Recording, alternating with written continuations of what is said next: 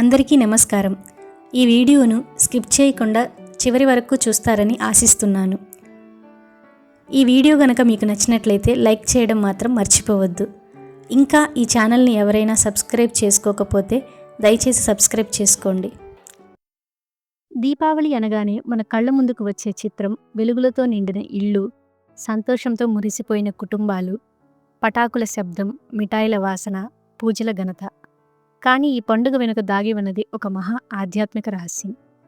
అది ఏంటంటే, దీపావళి రాత్రి శ్రీ మహాలక్ష్మీదేవి భూమిపై సంచరిస్తుంది.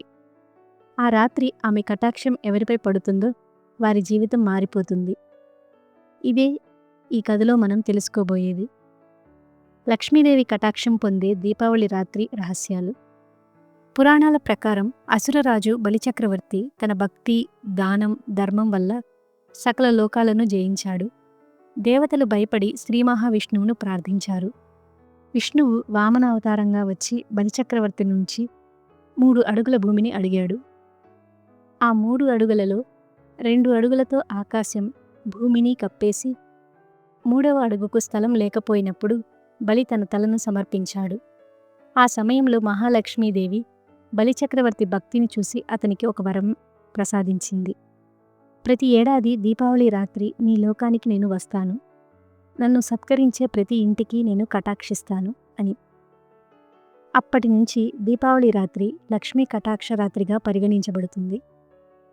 దీపావళి రోజున ఆ రాత్రి సూర్యాస్తమయం తరువాత ఆకాశగంగ నుండి లక్ష్మీదేవి భూమిపై అవతరిస్తుంది అని శాస్త్రాలు చెప్తున్నాయి. ఆమె తెల్లని హంసపై కూర్చుని చేతుల్లో పద్మం, స్వర్ణ కలశం, ధనలక్ష్మి రూపం మరియు శాంతి వాతావరణంతో వస్తుంది. ఆమె తన దివ్య కిరణాలతో భూమిపైకి దిగి ప్రతి ఇంటిని పరిశీలిస్తుంది. ఎక్కడ స్వచ్ఛత, భక్తి, కాంతి, సాత్విక వాతావరణం ఉంటుందో అక్కడే ఆమె ప్రవేశిస్తుంది. కానీ ఎక్కడ కలహం, మలినం, అహంకారం, నిద్ర, నిర్లక్ష్యం ఉంటాయో ఆ ఇల్లు ఆమె వదిలిపెట్టి వెళ్ళిపోతుంది.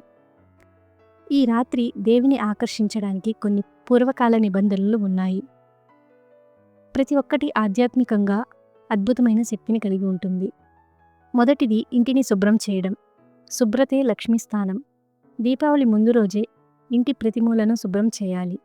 మలినం ఉన్న చోట దేవి ప్రవేశించదు. ఇది కేవలం భౌతిక శుభ్రత మాత్రమే కాదు, మన మనసు కూడా శుభ్రంగా ఉండాలి. కోపం, అసూయ, లోభం వంటి భావనలను తొలగించడం ద్వారా మనసు పవిత్రమవుతుంది.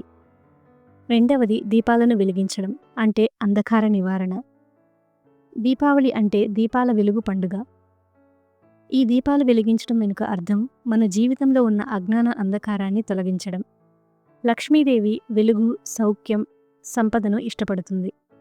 ప్రతి ఇంటిలో 11, 21 లేదా 51 దీపాలను వెలిగించడం శుభం. ముఖ్యంగా ఉత్తర దిశలో దీపం ఉంచడం దేవి ప్రవేశానికి సంకేతం. మూడవది లక్ష్మీ పాదాలు వేయడం.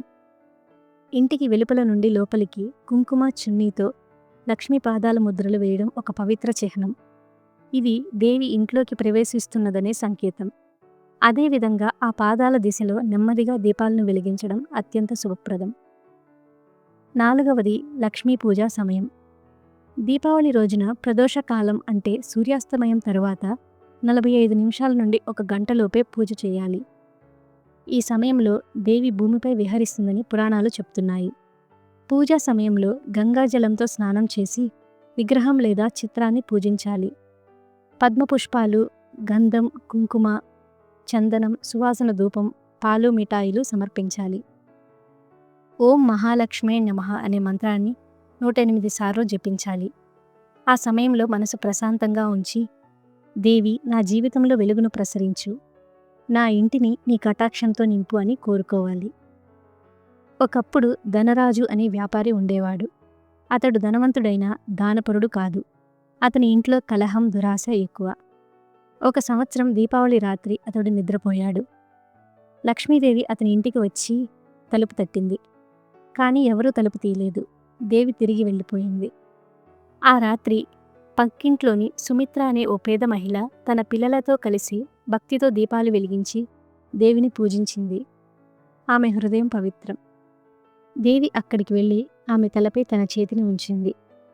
మరుసటి రోజు ఆమెకు అప్రతిహతమైన సంపద, సుఖం లభించింది. ఆమె అందరికీ ఇలా చెప్పింది, లక్ష్మీదేవిని ధనం కాదు భక్తి ఆకర్షిస్తుంది అని. దీపావళి రాత్రి పాటించాల్సిన ఆధ్యాత్మిక నియమాలేంటంటే, రాత్రంతా దీపాలు ఆర్పకూడదు.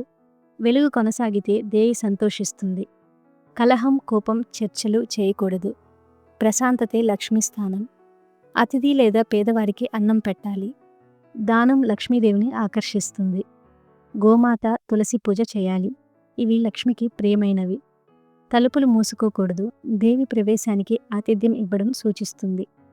ఆ రాత్రి పూజా సమయంలో మీ దీపాలు అకస్మాత్తుగా ప్రకాశంగా వెలిగితే, లేదా సువాసన గాలి వస్తే, లేదా గంట మోగించకపోయినా ధ్వని వినిపిస్తే అవి లక్ష్మీదేవి ప్రవేశ సూచనలు అని అర్థం.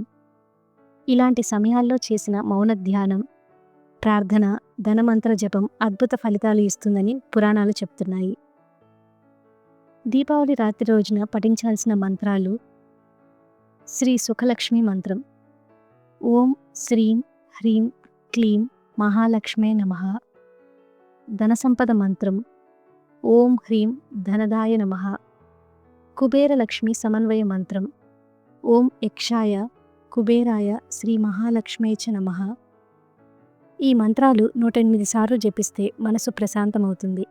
ధనం, ఆనందం, సౌభాగ్యం సమానంగా లభిస్తాయి. దీపావళి కేవలం వెలుగుల పండుగ కాదు, అది మనలోని అంధకారాన్ని వెలుగులోకి మార్చే ఆధ్యాత్మిక సమయం. లక్ష్మీదేవి కటాక్షం అంటే కేవలం ధనం కాదు, ఆరోగ్యం, ఆనందం, ఐక్యం, ప్రేమ మరియు ధార్మిక జీవన మార్గం.